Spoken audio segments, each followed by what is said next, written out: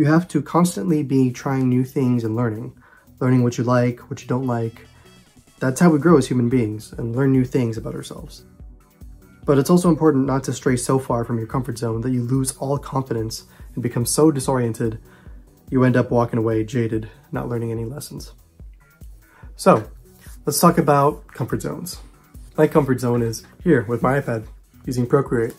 I have my favorite brushes on there, including my own custom-made set, which I'll be putting on Gumroad soon, by the way. Stay tuned for future updates involving that. But let's tie this whole topic to a recent example of mine.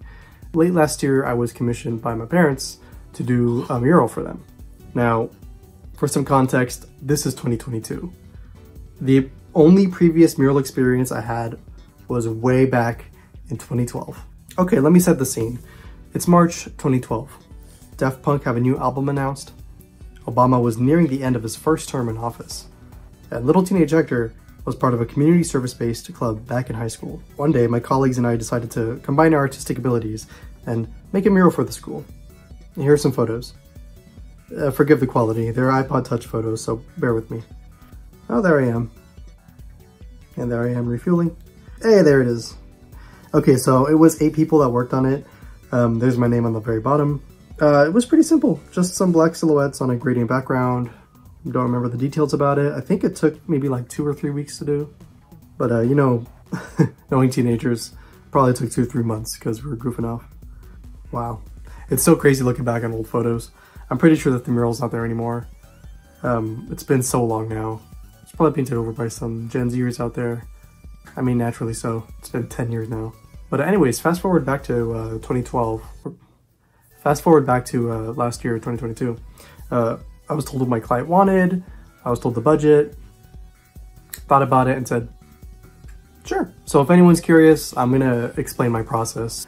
So step 1, I drafted up the sketch of what the painting was gonna look like on my iPad, worked in Procreate, spitballed some ideas, asked the client for feedback, repeat.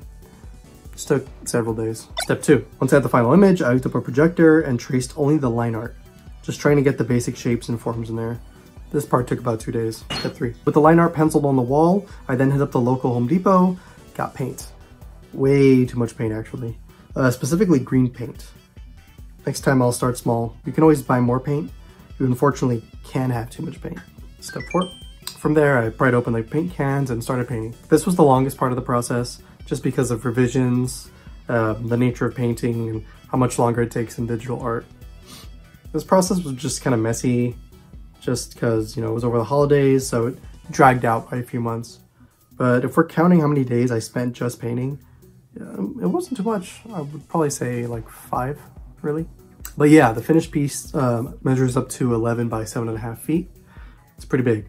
I'll list some more details on here for those curious. There were some decisions in the process that creatively I didn't agree with personally.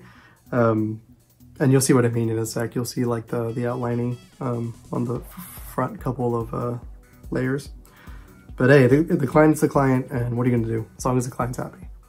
All in all, I'm glad I did this. Thanks again, Mom and James. Hope you guys like the art. Having an artist in the family has its perks, huh?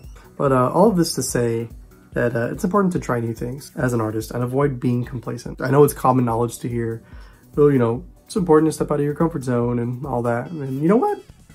Comfort zones aren't all that bad. Like everything in life, nothing's so black and white, you know? Comfort zones definitely have their pros and cons. Toniko Pantoja has a great video on this. I'll link it down below in the description. But I guess what I'm trying to say is, as an artist, it's important to be multifaceted, to experiment and always be learning. It's such a great practice because it gives you perspective. It can provide you with insight and techniques you can apply within your comfort zone to expand it and improve it. I guess to me, there were multiple things I was experimenting with in this mural. I was drawing a landscape. I was using real paint. I was getting my supplies from a hardware store. I was working with art that was so dependent on like the natural lighting, and I would have to take steps back, and I was working with a big canvas. I had to deal with making art in unsavory conditions. I was working in the summer heat.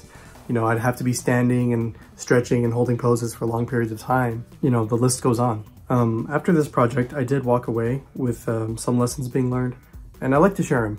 First, There is such a thing as having too much paint. I kind of overshot the amount of paint I thought I would need.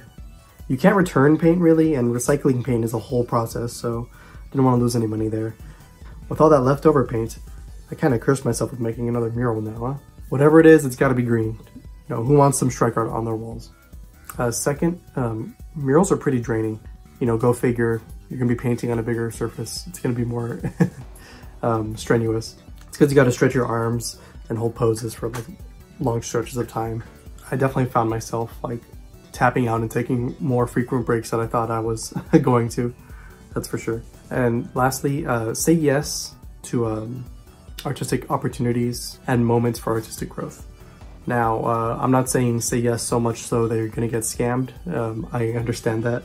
I'm not saying I was, but you know, it's important to keep in mind. But with all that being said, I'd like to ask you if, you know, you have any experiences with stepping out of your comfort zone, any positive, negative experiences, tell me down in the comments. Okay, thanks everyone for watching, and I'll see you in the next one. All right, bye.